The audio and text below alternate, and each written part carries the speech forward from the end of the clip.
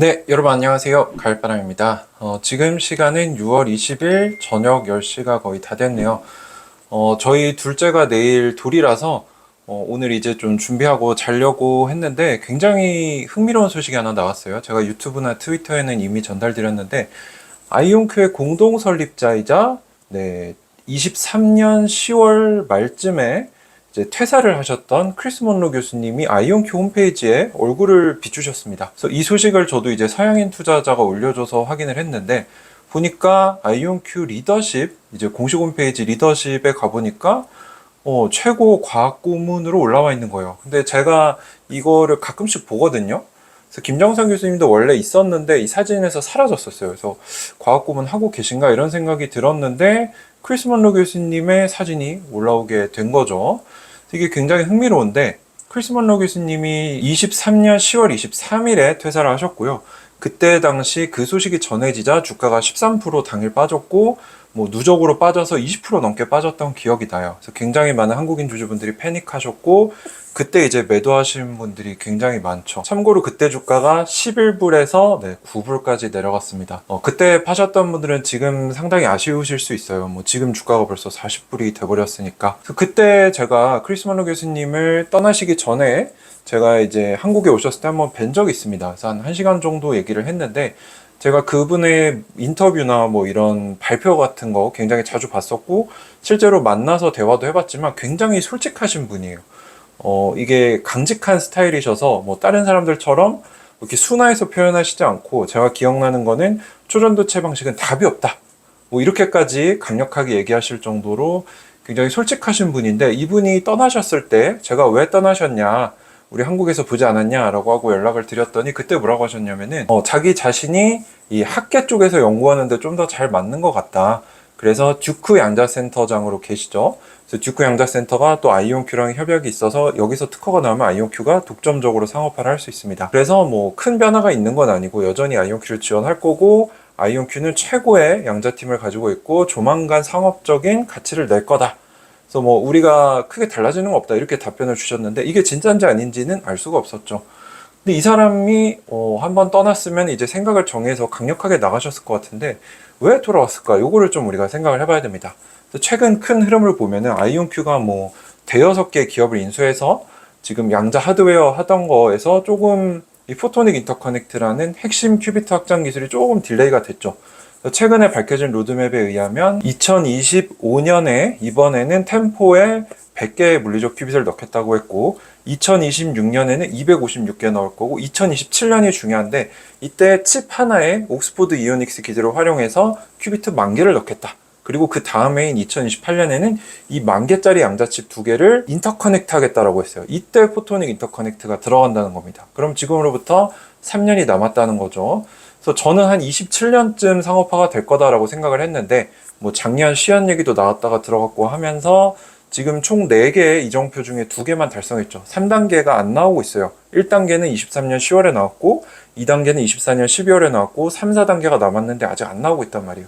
그래서 이들이 아이온큐가 명확하게 얘기는 안 해주지만 이 포토닉 인터커넥트라는 아이온큐의 근간이 되는 여러 칩들을 연결해서 큐비트를 늘리는 기술 상업화가 쉽지 않구나라는 걸 우리가 추측해 볼 수 있습니다. 근데 이거를 최초로 시연한 사람이 누구냐? 바로 크리스 먼로 교수님입니다. 그러니까 이 포토닉 인터커넥트가 이거 우리가 한번 해보려고 그랬는데 너무 어렵다. 이분 다시 모셔오자. 그래서 아마 니콜로 데마시 CEO가 주도를 해서 연락을 취했을 건데 크리스 먼로 교수님 스타일이면은 나 나왔으니까 더 이상 안 할래라고 하셨을 것 같은데 아이온큐에서 뭘 받길래 이 사람이 돌아왔을까? 제가 알기로는 이분이 이미 경제적 자유를 이루고도 충분한 부가 있으시고 이런 개인사도 좀 있으셔서 아마 가족에 좀 더 포커싱 하려고 하셨던 걸로 알고 있는데 다시 돌아오는 이유가 있을 거예요. 제가 봤을 때는 이 아이온큐가 인수하는 기업들 안에서 시너지를 낼 수 있고 본인이 할 수 있는 역할이 있다라고 판단해서 아이온큐가 할 수 있겠다라고 생각해서 돌아왔다라고 생각하거든요. 그래서 사실 이 크리스 먼로 교수님이 돌아왔다는 소식을 접하기 전까지는 저는 좀 아이온큐에 대해 조금 조심스러운 입장이었어요. 막 계속 신임 CEO가 들어와서 인수합병 한다고 하면서 지금 뭐 주식에 20% 30% 가까이 희석이 되고 있고 임원들 대규모 매도 지금 뭐 960만 주 한다 그랬는데 거의 80% 매도가 첫 2주 만에 나왔죠. 그래서 이게 상황만 놓고 봤을 때는 리스크가 굉장히 커진 상황이었는데 여기에서 오리지널 멤버이자 이 아이온큐 기술의 근간이 되는, 어떻게 보면 김정삼 교수님보다 크리스 먼로 교수님 기술의 특허가 좀 더 이 아이온큐에게 큰 비중을 차지하는데, 이 오리지널 시조새 같은 사람이 돌아온다는 거는 굉장히 의미가 크다라고 저는 생각해요. 또 이분을 제가 오랫동안 지켜봐왔고 실제로 만나서 얘기를 해봤는데, 이 사람은 안 된다고 생각하면 안 된다고 하는 사람이에요. 근데 이 사람이 왜 돌아왔을까? 아이온큐한테서 한 줄기의 빛을 본 게 아닐까, 그렇게 좀 추측을 했어요. 근데 물론 이거는 제가 좀 긍정적으로 해석한 것일 수도 있으니까 여러분들 참고만 해주시고, 부정적으로 생각하면 또 그럴 수 있죠. 뭐 또 주식 받기로 했나? 뭐 이렇게 생각할 수도 있고, 또는 이 사람이 아이온큐에 있을 때는 크리스 먼로 교수가 우리는 뭐 과학적인 돌파구는 이제 끝났다, 엔지니어링만 하면 된다라고 했는데 그게 아니었을 수도 있죠. 그래서 포토닉 인터커넥트에서 뭔가 과학적인 근본적인 이런 뭔가 발견이나 연구가 더 필요해서 이 사람이 돌아왔다라고 부정적으로 해석할 수도 있습니다. 그래서 요거는 뭐가 맞을지 모르고요. 누가 맞았을지는 나중에 시간이 흘러서야 알 수 있기 때문에 저는 조금 긍정적으로 생각하지만 제가 틀릴 수도 있다. 그래서 여러분들이, 저는 이제 주관을 좀 빼고 중립적으로 말씀을 드릴 테니까 여러분들이 한번 판단해 보시면 좋을 것 같고요. 그리고 아까 말씀드렸지만 이 두 공동 설립자가 퇴사한 적이 있죠. 그래서 크리스 먼로 교수님 같은 경우는 2023년 10월 23일에 퇴사하셨고 소식이 전해지자 주가가 13% 급락했었고, 김정삼 교수님은 24년 2월 28일에 이제 23년 4분기 실적 발표 나왔을 때 퇴사를 하셨는데, 네, 본장에서 주가가 8% 빠졌습니다. 그러니까 그만큼 두 사람의 이런 영향력이나 이런 입지가 굉장히 강력했다는 건데, 그 중에 좀 더 큰 비중을 가지고 있다라고 제가 생각하는 크리스 먼로 교수가 돌아온다는 거는 작은 사건은 아닐 거라고 생각해요.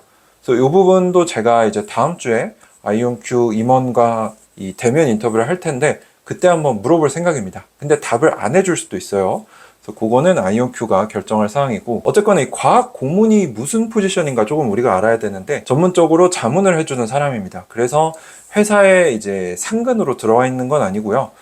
비상근으로, 임원도 아니고 사내 고용 형태도 아니다. 그래서 계약을 해서 일정 기간 동안 자문을 하는 거기 때문에 외부 계약직이라고 볼 수 있죠. 그래서 고급 연구자나 엔지니어들한테 뭐 제품 개발 이렇게 해라, 실험 설계 이렇게 한번 해봐라, 기술 전략 이렇게 짜면 어떨까, 이 정도 역할을 하는 사람인데, 이 사람이 다시 돌아왔다는 건 어떤 의미인가? 기술 신뢰성 회복을 의미할 수 있습니다. 이 사람이 양자 컴퓨팅 분야에서 이온 트랩에서는 거의 절대 1인자인데, 이 사람이 돌아왔다는 거는 아이온큐의 R&D, 제품의 기술적 진지함을 시장과 고객에게 다시 보여줄 수 있는 기회가 될 수 있고요. 또 이 듀크 양자 센터장이라고 했잖아요. 근데 아이온큐의 과학적 고문으로라도 이름을 올렸다는 거는 아이온큐와 듀크 양자 센터가 더 밀접한 관련을 가질 수 있겠구나라고 우리가 추측해 볼 수 있고, 어떻게 보면 니콜로 데마시 CEO의 전략일 수도 있어요. 이제 내부자 매도가 많이 나와서 지금 투자자 심리가 굉장히 악화됐는데, 여기서 내가 크리스 먼로라는 굉장히 하이 프로파일 인물을 다시 데려오면은 우리 회사가 신뢰를 얻을 수 있겠구나, 주가가 올라갈 수 있겠구나, 이렇게 판단했을 수도 있습니다.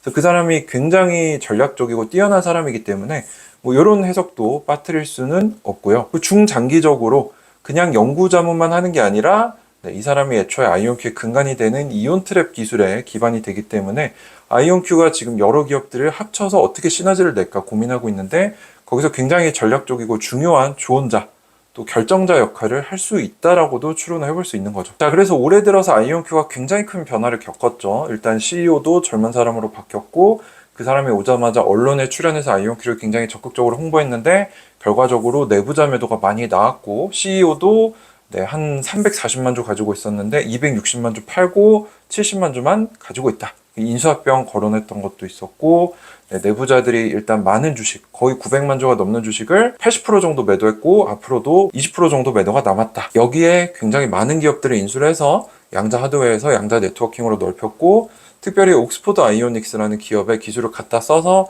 큐비트를 급진적으로 늘리는 기술, 그리고 여기에 이제 아이온큐의 포토닉 인터커넥트가 들어가서 한 칩에 큐비트가 많이 들어간 걸 합치겠다. 그래서 이렇게 좀 짬뽕이 되는 느낌도 있고요. 마지막으로 크리스 먼로라는 아이온큐의 근간이 되는 사람이 돌아왔다. 굉장히 급변하고 있는 시점인데 어떤 판단이 옳았을지는 알 수 없습니다. 그래서 저는 정보 전달자로서 정보를 먼저 드리고, 저는 이번 사건을 조금 긍정적으로 해석하지만 제가 틀릴 수도 있다. 긍정적인 거 말씀드렸지만 부정적으로 보면은 뭔가 과학적으로 근본적인 이런 돌파구가 필요해서 다시 이 사람을 불러왔을 수도 있고, 또는 신임 CEO가 전략적으로 지금 투심이 약화됐고 주가가 버티기 쉽지 않을 수도 있으니까 이 사람을 데려오면은 우리가 다시 주가 올릴 수 있겠구나 이렇게 생각했을 수도 있다는 거죠. 뭐가 맞을지는 저도 모릅니다. 그래서 여러분들이 한번 지혜롭게 판단해 보시고 어쨌거나 아이온큐가 굉장히 급변하는 상황이 있는데 여전히 저희 포트폴리오에서 가장 큰 비중을 차지하고 있기 때문에 잘 됐으면 하는 개인적인 바람이 있습니다. 또 한국인 분들이 여전히 27%, 28% 가까운 많은 지분을 가지고 계시기 때문에 잘 돼야 우리 모두 행복할 수 있겠죠. 오늘은 또 이렇게 아이온큐의 행운을 빌면서 금요일 밤을 맞이해 보도록 하겠습니다. 어쨌거나 여러분들 모두 한 주간 수고 많으셨고요. 행복한 주말 되시기 바랍니다. 감사합니다. 가을바람이었습니다.